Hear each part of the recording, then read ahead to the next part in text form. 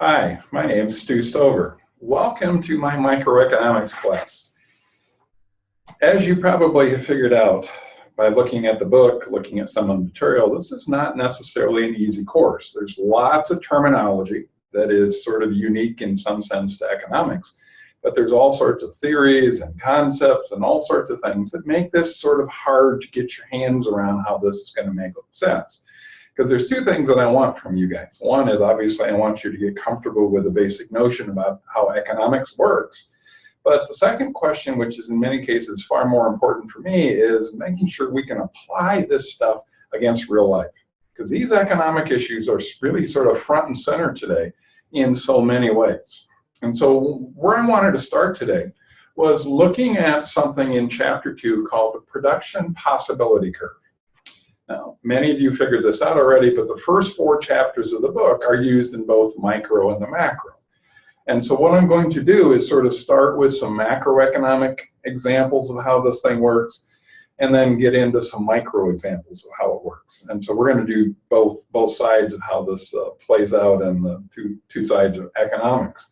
And so if you start with production possibility curve, on one axis you're going to have guns. The other axis you're going to have butter. Okay, this is the classic example. So what does guns refer to? Military spending. What does butter refer to? Consumption, everything else. And so we're talking about how we in America, and this is true for every society in the world, is going to allocate their scarce resources. Because you don't have enough to do everything that you want to do. And so trying to decide what sort of ratio you want, what priorities you want, is pretty important for any society. So in America, we spend an awful lot of money on our military, and probably are going to be spending more in the near future.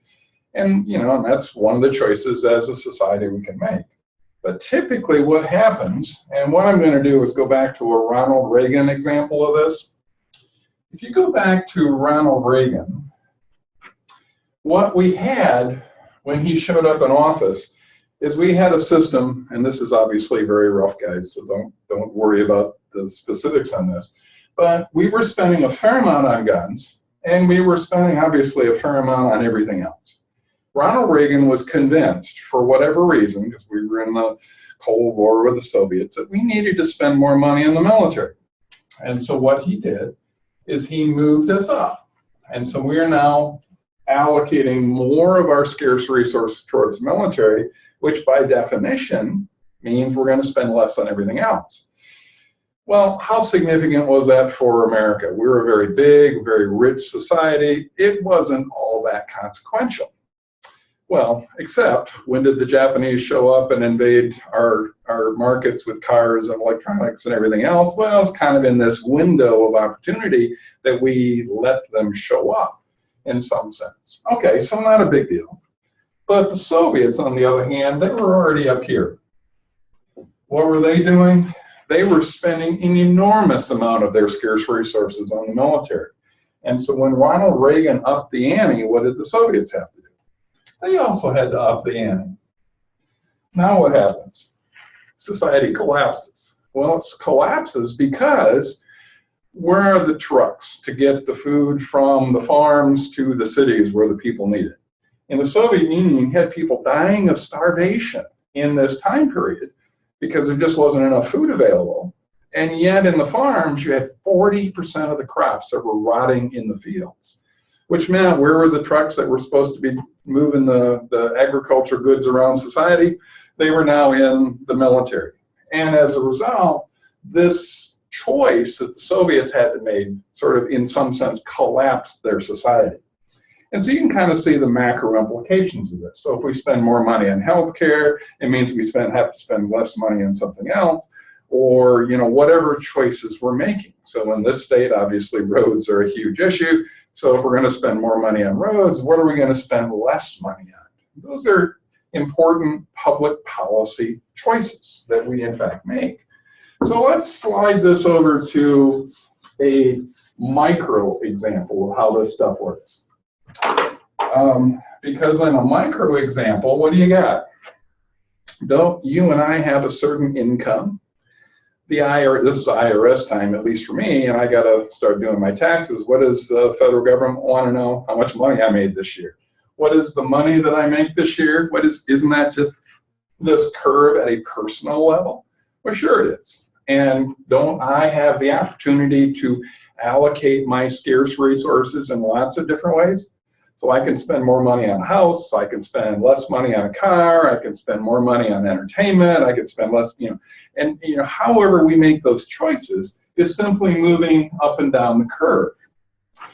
Well, let's push this one step further.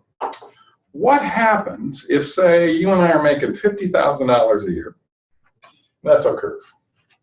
What happens if suddenly we're making $30,000 a year? And this is called a constriction. And so the curve has moved inward. What happens to our choices when, in fact, we move inward? Don't our choices get a whole lot tougher in all sorts of ways? And it's not easy to decide exactly, because so many things are essential priorities, and we got to choose between essential priorities. That's really tough for that to happen. In macroeconomics, there's all sorts of reasons why this curve could actually go inward on the macro level. So natural disaster, war, bad public policy at the federal level. I mean, all sorts of things on the world scene could cause this to happen. So 2008 and 9, Great Recession, our curve shrank. Our GDP actually shrank. Did that make our choices a lot tougher? You bet, as a country. What's the flip side of this? Flip side is our income was 50,000. Now what is it? It's 75. And so the curve has moved outward. What happens to our choices now? And the answer is our choices are a whole lot easier. We can assume more debt. We can buy a better car. We can spend more money on whatever it is that we want, because we have more. The scarcity is not as significant an issue. So part of what we want to do with understanding this stuff is understand the economic way of thinking requires us to see the world in a particular way. It's not the only way, but it's a good way. And so we're going to be looking at some of the language of economics. We're going to be looking at some of the theory and the examples as we go through the next few pieces. The next clip that I want to give you is market failures, because I think market failures are a very important piece of microeconomics today, and we're going to get into that one next. Thank you very much.